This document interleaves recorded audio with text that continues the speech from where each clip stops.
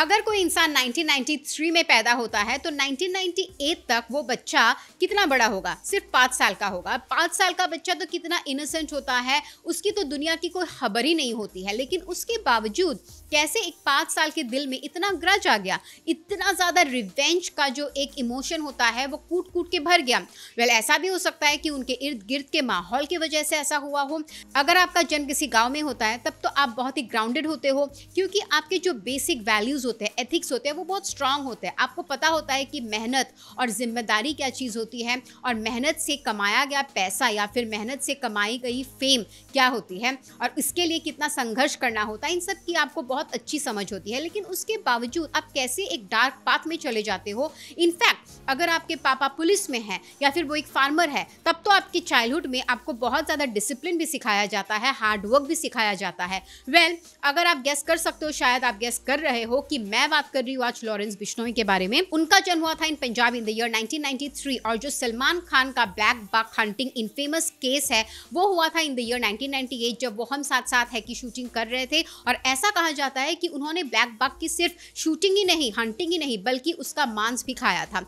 जिसके चलते बिश्नोई कम्युनिटी में तहलका मच गया था, क्योंकि उनको उसके लिए ज्यादा कुछ सजा भी नहीं हुई, और उसके चलते बिश्नोई कम्युनिटी के दिल में उनके लिए बहुत ज्यादा ग्रज और रिवेंज पैदा हो गया। और शायद से इवन दो 1998 में ये लोग बच्चे थे, लेकिन ये लोग ऐसी ही बातें सुन के बड़े हुए, जिसकी वजह से इनके मन में भी ये डाला गया कि सलमान को एक ना एक दिन जाके माफी तो मांगनी पड़ेगी, जो आज तक नहीं हुई। ऑलमोस्ट 30 साल ही हो जाएंगे अभी इस बात के।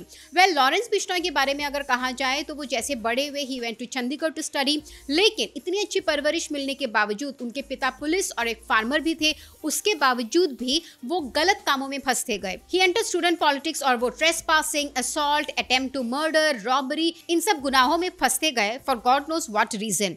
स्टूडेंट इलेक्शन में जो विनर हुए थे, उन्होंने उनकी भी हत्या कर दी। अब उसकी वजह के बारे में तो हमको पता नहीं है, लेकिन इसके लिए उनको जेल हुई। लेकिन जेल में उन्होंने बहुत सारे कनेक्शंस बना लिए, और जेल से ही वो बहुत सारे प्लानिंग और प्लॉटिंग भी करते थे। उधर उनकी मुलाकात बहुत सारे इनफेमस मर्डरर्स से भी हुई।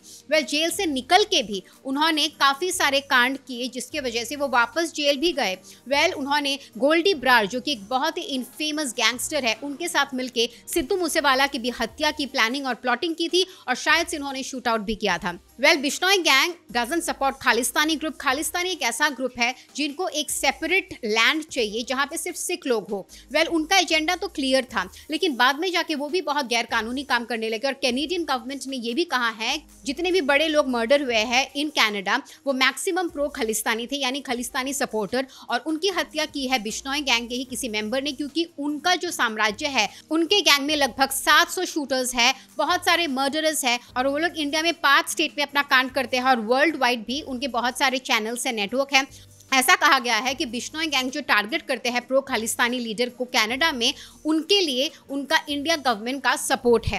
अब ये तो हमें नहीं पता कि ये कंट्रोवर्सी क्या है, लेकिन एनीवे अभी रिसेंटली क्या हुआ, उनके गैंग से 3-4 लोगों ने सलमान खान के घर में शूट आउट किया था, और जब पुलिस ने उनको पकड़ लिया तो एक जन ने सुसाइड कर लिया, जिसके चलते उन्होंने बाबा सिद्दीकी की हत्या कर दी वेरी रिसेंटली ऑन 11 अक्टूबर। अब उन्होंने सलमान खान को धमकी दी है कि अगर आप 5 करोड़ रुपए नहीं दोगे एज एन एक्सटॉर्शन मनी, तो फिर हम आपकी भी हत्या कर देंगे। अगर आपको दिल से माफी मांगनी है तो हमारे मंदिर आकर आपको सर झुका के माफी मांगनी होगी, क्योंकि बिश्नोई कम्युनिटी में ब्लैक बक यानी हिरन बहुत ही एक पायस, बहुत सीक्रेट चीज माना जाता है। यहाँ तक कि अगर किसी हिरन माता की डेथ हो जाती है, उनके बच्चे को बिश्नोई कम्युनिटी की औरतें अपना दूध पिलाकर बड़ा करती है, तो आप सोच सकते हो। और यहाँ तो सलमान खान को ना सजा हुई और ना ही उन्होंने कभी इस चीज के लिए माफी मांगी। सलीम खान का एक रीसेंट स्टेटमेंट आया, उन्होंने कहा है कि सलमान ने तो आज तक किसी कॉकरोच को भी नहीं मारा, वो क्या ही किसी जानवर को मारेंगे या खाएंगे, तो सलमान तो माफी नहीं मांगने वाले हैं। अब पता नहीं इसका हश्र क्या होने वाला है।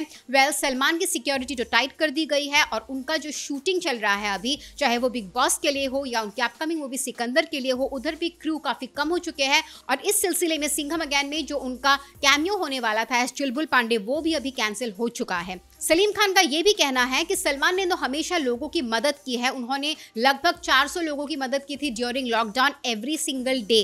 और बीइंग ह्यूमन के जरिए तो वो कितने और लोगों की कितने अलग अलग तरीके से मदद करते हैं। वेल, आपका क्या कहना है इस सिलसिले में? Do let us know in the comment section below. और हम इस केस को लेकर जितने भी अपकमिंग अपडेट्स है वो आप तक पहुंचाते रहेंगे। So keep watching this space for more interesting updates on this case. Till then keep watching Bazooka reviews.